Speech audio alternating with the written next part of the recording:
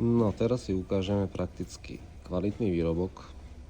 Evidentne originál, lebo originál motorček mal túto originálne číslo.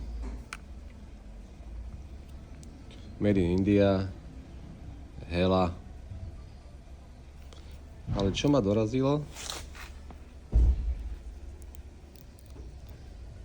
keď dáme dole Made in Germany.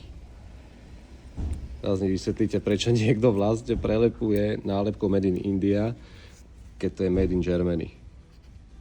Ako som videl aj hada chodiť, koňa grcať, ale tak toto je už aj na mňa veľa. Že by India mala lepšie meno vo výrobe, ako má Nemecko, alebo respektíve Európa.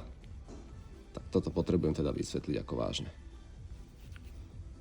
To je strašný poznatok toto. Ale zase som sa naučil niečo nové. Čus.